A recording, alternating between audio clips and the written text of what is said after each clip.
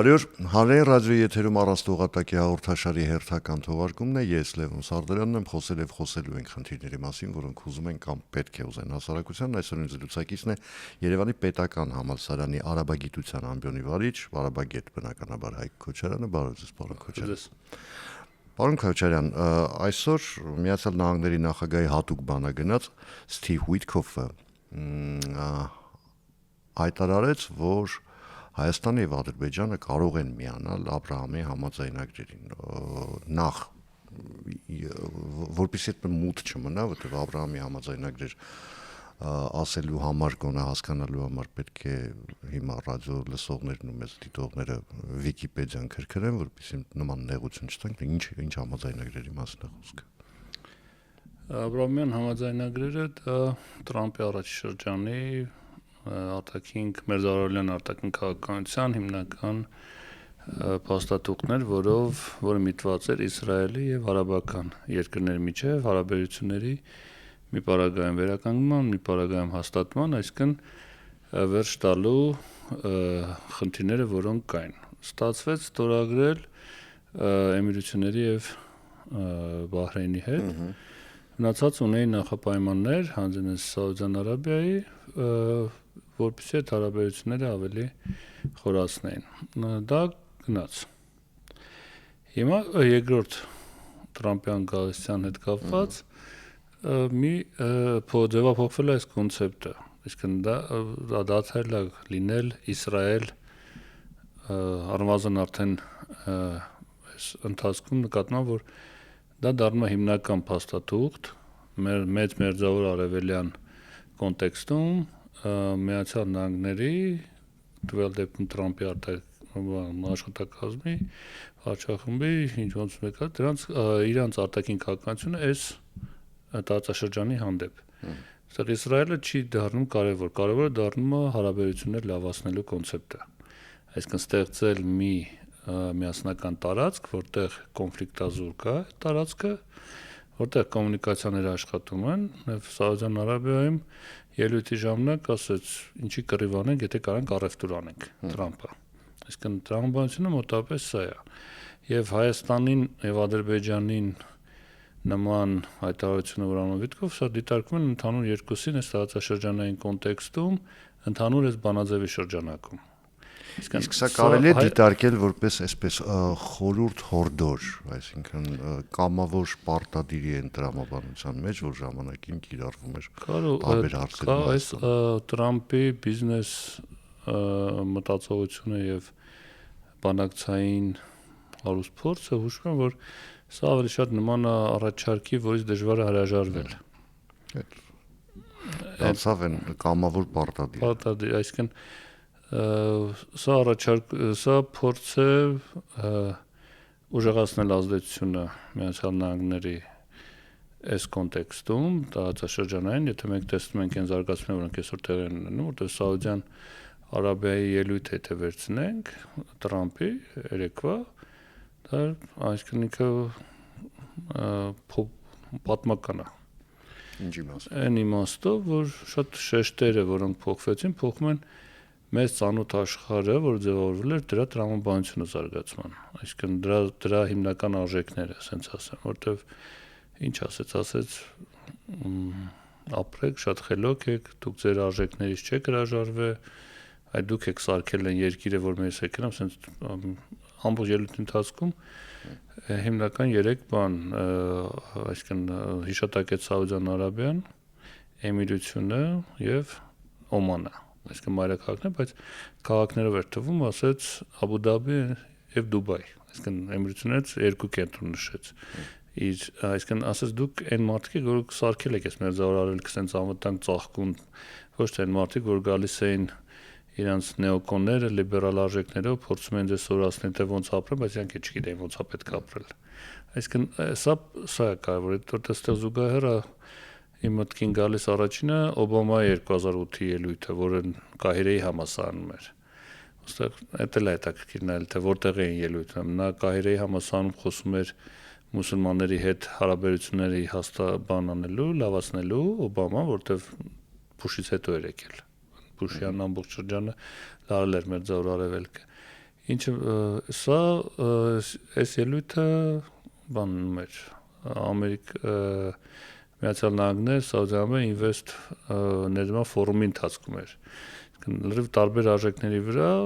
շատ հստակ մեսիջներ են, թե ոնց է զարգանալու։ Ու Տրամպը ամբողջ այդ ելույթը դրանով է շատ կարևոր, որ այսինքն արժեքային համակարգի փոփոխությունը ենթադրում է, որ արժեքային համակարգում առաջին հորիզոնականում հայտնվելու ամերիկանոց դոլարը ամենակա առևտրային շահերը, եկամուտը, այսինքն ամբողջ ելույթը դրա շուրջ էր, որ եթե կարող ենք առևտուր անենք, ինչի կռվենք։ Այսինքն ինչի զենք վաճառենք, եթե կա ավելի շատ իրաձևական, ասում են beautiful բաներ անելու։ Այսինքն սա փոխում է նաև վերաբերմունքը, որ այսինքն միջազգային հարաբերությունից ստացվում է, որ եթե հարուստ ես, մրցունակ ես, ինչ որ էլիտար ձևավորված հարաբերությունների շրջանակ, այս այդ արժեքային նայում փոխվում է, այսինքն արժեքները տարբեր տեղեր, տարբեր ձև են փոխվում, իսկ կողմից ոնց որ դուրս է մնում այս բանաձևից Իսրայելը։ Այս խոսակցությունից առնվազն այս երկու օրը Իսրայելը չկա խոսակցություններում, կա միայն որպես հիշատակում շահերը պաշտպանված են, մեր դաշնակցին չենք թողնել Իրանի կոնտեքստում, ոչ թե արաբական երկրների հետ կոնտեքստում,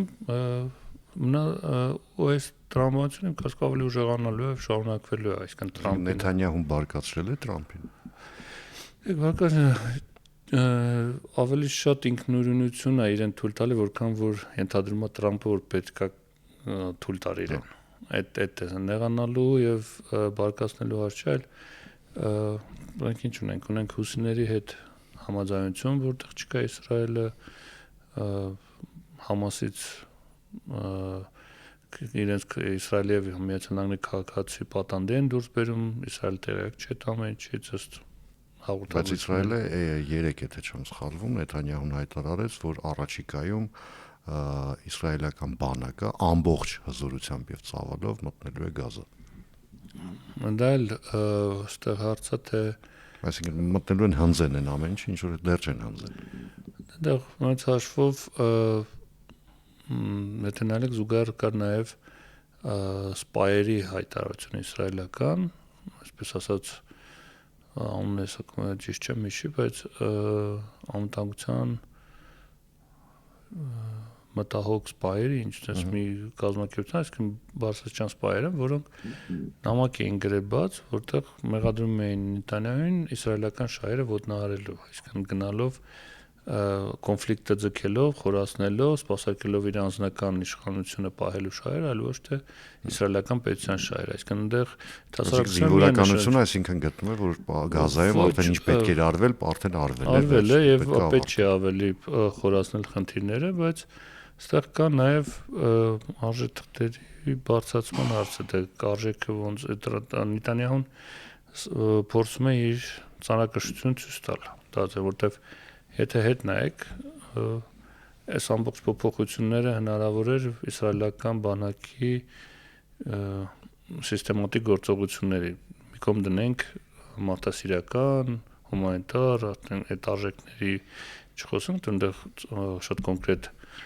մարդկության դեմ հանցագործության դրսևորումներ եղել են, բայց այդ գործողությունը բերեցին նա, որ թուլացվեց Մերձավոր Արևելքում այն ցանցերը, որոնք կային եւ շղթայական ռեակցիան տեղի ունեցավ։ Եվ այսօր արդեն կա բոլոր կողմերից ճնշում Իսրայելի վրա, որ պետքա դադարեցնել այս ամեն ինչը, այսինքն Ֆրանսիայից եղավ հայտարարություն, Միացյալ Նահանգներն են անդադար դրա մասին խոսում, փորձում համոզել, որ ձեր շահերը, այդ արդեն ձեր շահերը չի, մեր տեսլականը էսա խաղաղություն պետքա լինի, պետքա կարճ ասած բիզնես անենք։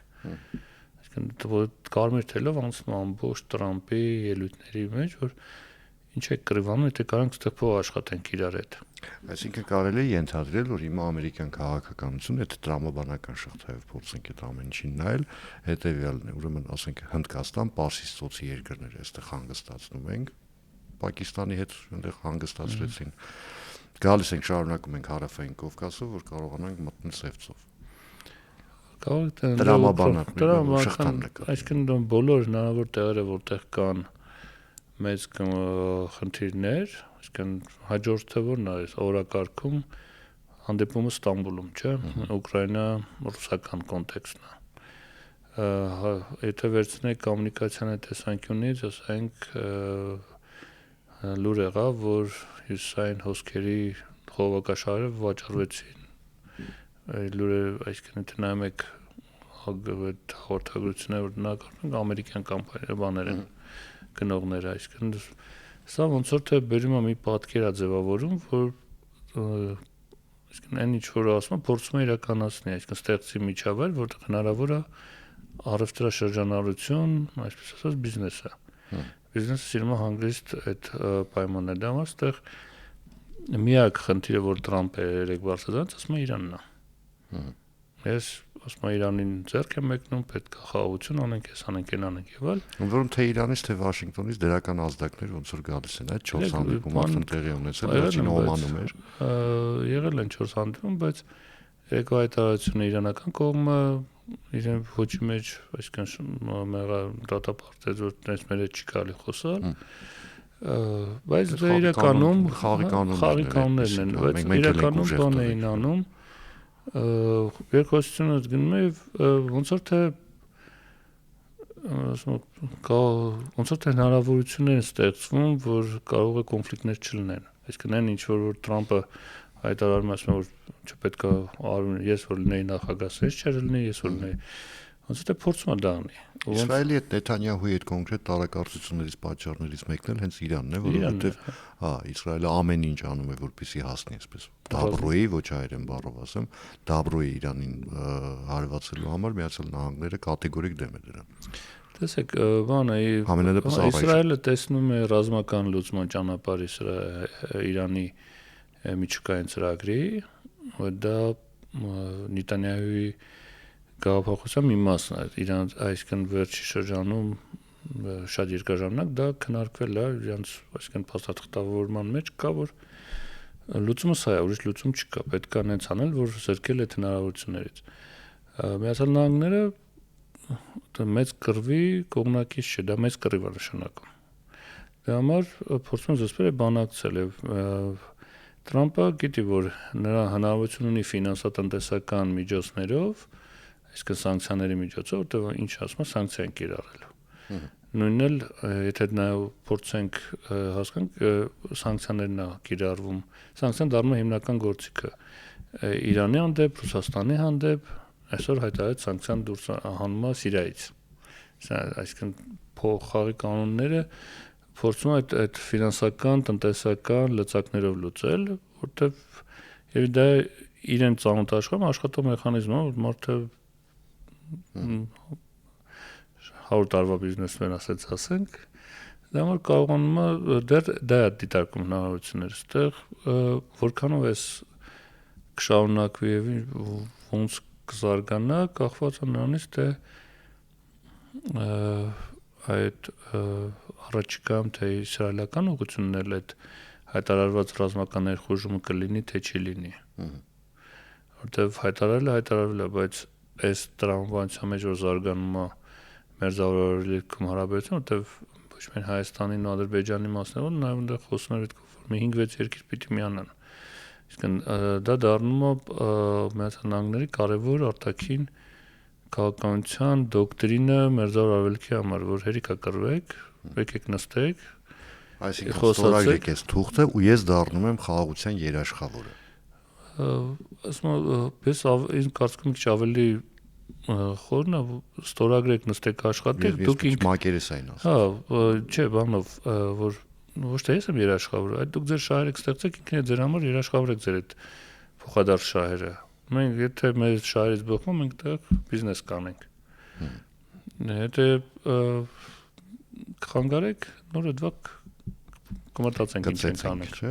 Հիմա տեսեք, նույն Witkoff-ը այսօր հայտարարեց, որ հույս ունի, որ առաջիկայում կկարգավորվի իրավիճակը Սիրիայում եւ նաեւ Լիբանանում, ընդ որում թե Սիրիայում, թե Լիբանանում, այսպես վիճակի կարգավորման կամ չկարգավորման հիմա այս բանը այդպես է ստացվել, հիմնական մեղավորը Իսրայելն է, այսպես եթե մեղավորներ նշանակելու լինենք, ընդ որում Սիրիայում ընդհանրապես իրավիճակը դուրս է վերահսկողությունից այն իմաստով, որ ամեն պահի կա վտանգ, որ կարող է Իսրայելի եւ Թուրքիայի միջև արդեն ուղիղ բախում սկսվել, ռազմական բախում, որը կարող է վերածվել Սիրիայի տարածքում լայնամասշտաբ, լայնածավալ պատերազմի։ Հիմա երբ Ուիտքոֆը կամ Թրամփը ասում է, այ գիտեք ինչ կա, հեսա Սիրիայում կկարգավորվի իրավիճակը, ինչի վրա են իրանք այդ հաշվարկը անում։ Տեսեք, այստեղ էլ այդ շահերի տարբերություն կա։ Այստեղ Միացյալ Նահանգների շահերը Սիրիայի պարագայում համընկնում են թուրքական պատկերացումների հետ, որը միասնական Սիրիա, որը ինտեգրված է, աշխատում է, այսինքն միջազգային process-ներին, այդ նույն հնարավորություն կա հասկանալի պայմաններ են, որտեղ հնարավորություն կա ամեն ինչ բիզնեսն է եւ այլ եւ այլ։ Իսրայելական մոտեցումը այլ է, Իսրայելը ավելի շատ դիտարկում այս բանին մասնատված Սիրիա ունենալ, որ էլի թույլ կլինի,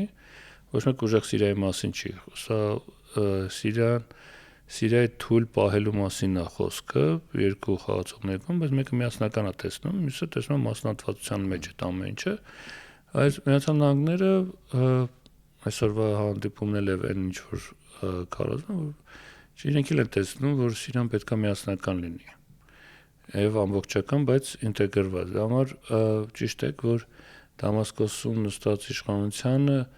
լծակները մի քիչ համահունչ չեն նրանց սպասվող գործողություն, որտեվ այն նախկին զինյալները, որոնք դարձել են բանակի մաս, նրանք տարբեր տեղերից են կառավարվում եւ ոչ թե միայն Դամասկոսից, այսինքն կան խմբավորումներ, որոնք Թուրքիային են ուղիղ ենթարկվում, տնտես են հրամաններ ստանում, կան խմբավորումներ, որ ծոցից են սնվում, բայց փաստը այն, որ այսօր այդ հանդիպումը, այսինքն հանդիպումը կազմակերպված էր սաուդական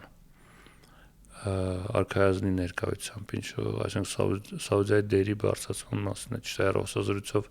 Էրդողանը միացել է այդ խոսակցություններին, բայց եթե, այսինքն Մերձավոր Արևելքի, այսպես ասած, եթե փորձենք ինչ-որ բան, Միացյալ Նահանգները Մերձավոր Արևելքում իրենց շահեր եւ դաշնակցային իրար հասկանալ ավելի շատ կապված է Սաուդյան Արաբիայի հետ, որպես հիմնական խաղացող։ Սա Պարսից ծոցի ավազանը եթե վերցնենք այդ տարածաշրջանում, Թուրքիայի հետ ավելի շատ կապված է Սև ծովի հետ հարցերը, որտեվ ոնց որ թե Թուրքիայում հանդիպելու են խոսան Ուկրաինա-սիրիական հարաբերությունները։ Սա էլ է հետաքրքիր, թե որ մասերում Միացյալ Նահանգները ում հետ է մատնանշում, որ աշխատելու են։ Ճիշտ այստեղ չի կարելի աշխատողներ են հանգամանքը, որ մեծաթիվ գումարների մասին գնան խոսքը ներդրման, որոնք ծոցի երկրները պետք է ներդնեն եւ այն փաթեթը ստորագրել են այս հանդիպումների ընթացքում 600 միլիարդի մասին է խոսքը։ 600 միլիարդը այդ այն փաթեթն է, որը Սաուդյան Արաբիան խոսք էր տվել ներդնեն, բայց ոչ թե միանգամից, այլ մի սկզբնական խոսակցության մեջ 5 տարի էր։ Բայց միևնույն է, ինքը ահռելի թիվ է, ինչ որ բանի դիմաց դա պիտի արվի, չէ՞։ Դա փոխադարձ, այսինքն հիմնական բանը ինչ է դառնում է Տրամփն ասեց, այսինքն այդ ելույթից շատ բան է դուրս գա, որ դիտարկում են Մերձավոր Արևելքը որպես տեխնոլոգիաների արտահանման ոչ թե զենքի, էներգիայի տեսանկյունից, ասենք, այդ արևային վերականգնող էներգիաների մասին է խոսքը, որ ենթադրում ասատակ կա, սրանց բխող էներգատար, էներգածախս ոլորտներին, այնպիսին ինչը դատա կենտրոնները եւ այլ, այսինքն սրանք շատ հավանական, որ այս ոլորտը դառնա այն հիմնական ոլորտը, որտեղ ներդրումներ կնեն, հատկապես որ որոշ բաների մասին հայտարարվել է, որ այդ ոլորտում են լինելու հիմնական ներդրումներն ու Միացյալ Նահանգներում սաուդական գումար այդ ոլորտում դատա կենտրոններ կառուցելու Միացյալ Նահանգների տարածքում մեծ մասը ներդրումների եւ այսինքն սա այն ոլորտն է, որտեղ ինչի դիմաց այդ դերի, որ արդեն Սաուդյան Արաբիան ունի գիտեք շատ հետաքրքիր մեխանիզմ աշխատում արաբական այս ծոցի երկրների, որ նայում եք թե ոնց են բանակցում Վաշինգտոնի հետ, հենց այն պայս սկսած է, որ հայտին դարձավ, որ Տրամփը այս ուղղվածությամբ արդեն սանկցիաներ, տոկոսադրույքի բարձրացում, տեսանք, որ այդ ծոցի երկրների առաջնորդները այցելում էին, բոլորը խոստանում էին ամբողջ արաբական այդ ոճի մեջ էր, այդ գումարները խոսք տալ, այսինքն եւ ժամանակա մեջ ներդրումները կանենք, ինչքան է պետք է, այսքան է պատրաստ ենք, փողը կա, նշի որ փողը չկա, խնդիր է։ Ժամանակի ընթացքում կանենք։ Հիմա այսինքն դա Տրամփին դա պետք է որ ցտալի, որ տեսեք, ես եկա մարդիկ ասում են, որ տնտեսության մեջ փող են դնելու։ Այսինքն սա փոխադարձ իրար հետ համ PR-ի տեսանկյունից որոշ մասը բնականաբար գործարքի կդառնան, կզարգանան, բայց այդ թվերը մեծ են, տպավորիչ են, բայց դրանք ժամանակի մեջ պետք է արվեն։ Ժամանակի մեջ շատ բաներ կարող փոխվի, այդ գումարների մասին խոսքը չլինի ավելի փոքր գումարներ, բայց այն որ տարածաշրջանը պետք է դառնա Տրամփի պատկերացումն այստեղ, որտեղ որ առևտուր պետք է անենալ, ոչ թե կռիվանեն։ Այդ ոնց որ թե նա խորը համոզված է, դա փորձում է առաջ տանել բոլոր այդ հանդիպումներին։ Որտեղ այստեղ կարող ինչ որ ոչ միայն գումարն, այսինքն Սաուդյան Արաբիան խոստովեց նաև ռազմական օգնություն, միջուկային խաղ միջուկային ծրագրի մեջ ներգրավելու հնարավորություն, որը նախկինում կապվում էր Իսրայելի հետ հարաբերությունների հաստատման։ Իսկ երեք հայտարարեց, որ ասես ես հույսով եմ կմիանաք Աբրահամյան համաձայններին, երբ որ ձեզ հարմար կլինի։ Հասկացա։ Այսինքն ստացվում է այնպես, եթե ցիտենք օրինակ Անապատի Սպիտակ արևից Գյուլչատայի հայտարարությունը, господин назначил меня любимой женой, հա։ Մոտավորապես նման բան։ Հիմա քանի որ Սաուդյան Արաբիայի մասին իսկան բավական ծավալուն խոսեցինք, ես հիշում եմ, որ ժամանակին Հայաստանում շատ ակտիվ քննարկում կար, որ Հայաստանը ոչ թե պետք է, այլ պարտավոր է հարաբերությունները լավացնի ծոցի երկրների հետ, մասնավորապես ու հենց Սաուդյան Արաբիայի հետ, քանի որ Սաուդյան Արաբիան կարող է դառնալ այն բանալին, որը կբացի դեպի ծոց ցանող կողպեքը, հա, այսպես ասեմ։ Հիմա ըստ ձեզ դա ունենք մենք այդ հնարավորությունը հիմա կա։ Իրեք մենք հարաբերությունը լավացնենք հատկապես հա ներողություն եմ խնդրում, հատկապես եթե հաշվի առնենք, որ եթե այն ժամանակ այդ խոսակցությունները կային, Իրանն ու Սաուդյան Արաբիան իրար հետ ընդհանրապես հարաբերություններ չունեն եւ կարող էր Թեհրանը այսպես մի քիչ խանդով վերաբերվել Հայաստանի քայլերին, հիմա այդ խնդիրը չկա, որովհետեւ պատմական այսպես իրադարձություն տեղի ունեցավ եւ Թեհրանն ու Էրիադը իրար հետ հաստատեցին դիվանագիտական հարաբերություններ, բավական ինտենսիվ շփվում էին վերջին շրջանում։ Այս հարաբերությունները կան, իսկն տարածաշրջանային կոնյունկտուրան ու խաղացողների դերերն է փոխվել։ Եվ Միացյալ Նահանգների մեսիջը դրա մասն է, որ դուք տեղում որոշեք, իրար հետ պայմանավորվեք, մենք այդքան շատ չենք խառնվելու այդ հարցերին, բայց չենք թողելու, որ մեր պատկերացած ուրիշ բան անենք, այսինքն կոպիտ ասած, եւ այստեղ Սաուդյան Արաբիայի հետ կարևոր է Հայաստանի հարաբերությունները զարգացնել եւ խորացնել, ոչ միայն բանալին ծոց երկրը, մուսուլմանական ամենախոշոր երկրներից մեկն է, որը կծանր ցայն ունի մուսուլմանական բոլոր կառույցներում, որտեղ մենք միշտ խնդիր ունենք կապանների, այսինքն Ադրբեջանի եւ այլ հետ։ Բայց դա հաստատվեցին այդ հարաբերությունները վերջ շրջանում, ճիշտ է, ոչ ռեզիդենտ դեսպանների մակարդակով, որը խնդիր է։ Անկեղծ եթե խոսենք, որը պետք է աշխատել նույնությամբ, որ առնվազն ռեզիդենտ դեսպաններ ունենալ, սա հնարավորություն է տալիս ավելի ճկուն դիվանագիտություն ունենալ, բայց ծոցի երկրների հետ մենք ունենք ասենք լավ հարաբերություններ Էմիրությունների հետ, որ այդ աշխատում ենք տարբեր պրոյեկտներ են, ճիշտ է, վերջ շրջանում էլի խնդիրներ կային, ասենք այդ վերականգնող էներգիայի հետ կապված պրոյեկտներ, որտեղ Մազդարի ծրագրերը, որոնք անիվ հետ կապված խնդիրներ ունեին, կարծեք դա լուծվել է վերջ շրջանում, ոնց որ թե առաջընթաց կա այդ հարցերում, այսինքն Կատարի հետ Կատարը կարող է դառնալ նաև ոչ միայն ծոցի հետ հարաբերությունների մեր ծոց դուրս բանալ, կամ Մերձավոր Արևելքում Կատարը իր ուրույն տեղ ունի, դեր ունի եւ նույն Սիրիայի կոնտեքստում դա կարող է լինել այն խողովակներից մեկը, որ հնարավորություն կտա խոսել այդ իշխանությունների հետ եւ մեր շահերը ինչ որ մի ձևակերպել եւ ունենալ այդ կանալներ։ Մենք ունենք մի այլ տարբեր խողովակներ շփվելու, բայց ոնց այլ է խողովակ։ Կարելի է քննարկել, տեսնել, թե այդ ինչ հնարավորություն է տալի, բայց Սաուդյան Արաբիայի հետ բնականաբար այսինքն պետք է աշխատել հասնել ռեզիդենտ դեսպանների մակարդակին եւ հատկապես հիմա այդ հնարավորությունները ոնց որ դե բացվում են, այսինքն պատմականորեն երբ որ հարաբերությունները ձևավորվում էին, անդադ խոչընդոտներ կային, հիմնականը ինչ որ մի փուլից դարձավ Ղարաբաղյան խնդիրը, բայց տարբեր փուլում տարբեր է եղել խոչընդոտները հարաբերությունների չհաստատման։ Հիմա կա այդ հարաբերությունները հաստատվեցին։ Հիմա պետք է հասնել ավելի խորացման դրանք, դա աշխատանքա, որ պետք է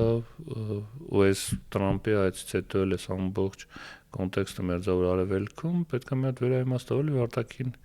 քաղաքականության մեջ համապատասխան քայլերի գնալ, ինչ որ մի մասով այդ բոլոր կենտրոններից, որոնց հիշատակեց Տրամպը իր պատկերացած մերձավոր արևելքում արաբական երկրներից թե ովքեր են լինելու, այսինքն Էմիրությունների հետ հարաբերությունները ոնց որ լավ են։ Այսինքն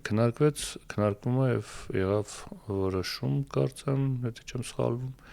ֆինանսական միջոցներ հատկացվեցին Օմանում դեսպանատան բացման համար։ Այսինքն այնտեղ չունենք, այնտեղ էլ կանք, Սաուդյան Արաբիան մնում է այդ շղթայի մեջ հիմնական ամենակարևորը, որ պետք է այդ հարաբերությունները խորացնել եւ այնտեղ զարգացնել։ Հիմա դա տեսնենք ոնց կզարգանա եւ ինչ ոնց կփոխվի։ Կա Իրանի այդ խնդիրը այդ կոնտեքստում, իսկ հիմա չկա այդ խնդիրը, որովհետեւ միշտ եղել արտաքին քաղաքականության մեր հիմքում, որ մենք ոչ մեկի հետ հարաբերությունները ոչ մեկի դեմ չենք անում, այլ մեր շահերից ենք անում, այստեղ պետությունը հասկանում են խնդիրը։ Այսինքն ճիշտ կոմունիկացնելով, բացատրելով ոչ մեկ խնդիր չի առաջացնում։ Եվ անգամ ընդհանրում հնարավոր է նաև ճիշտ կոմունիկացնել խնդիրը եւ Իսրայելի հետ էլ հարաբերություններ խորացնել։ Բայց աշխատանք է սա պահանջում։ Բայց Իսրայելը կուզի։ Ինչի՞ չի ուզի։ Հաշվի առնելով վերջի թուրքական ճակատում իր հարաբերությունները, այսինքն այդ լարվածությունը Սիրիայում, Իսրայելը անց չի որ համակերպվել է այդ իմ նկարագրած, որ ինչ մաս խոսում ենք այդ իրավիճակին, ինքը իր խաղն է խաղում, որտեղ ինքը փորձում է իր գնդակը բերել իր դաշտ, որպեսզի իր ուզածով կառուցի։ Այսինքն մենք ըստ էության նաև եւս մի ընդհանրություն ունենք, դա Հնդկաստան-Պակիստան հակամարտության մեջ, որպես